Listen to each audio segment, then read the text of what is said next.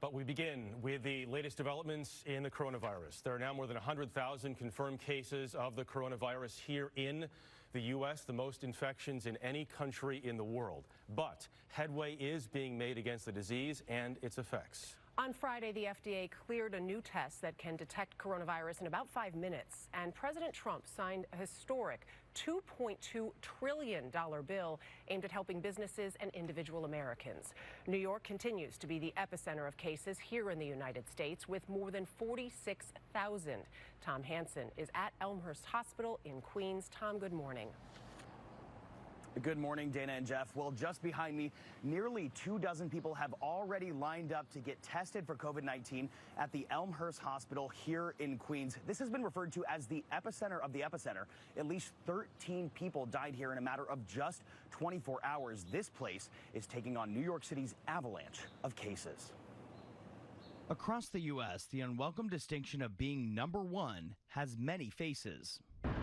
In Georgia, intensive care units at all 4 major Atlanta hospitals filled to the max.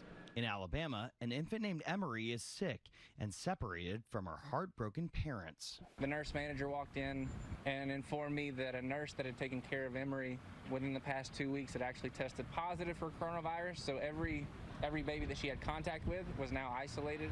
With U.S. cases exceeding 100,000 and threatening to overwhelm medical systems, some governors brought in military manpower. A Navy hospital ship named Mercy anchored Friday in the San Pedro, California harbor, set to handle 1,000 patients if Los Angeles area hospitals fill up. It's just one of many assets that we're already pre-positioning throughout the state of California. The military is converting New York City's convention center to a 1,000-bed emergency hospital. God bless you for what you did. This place is going to save lives.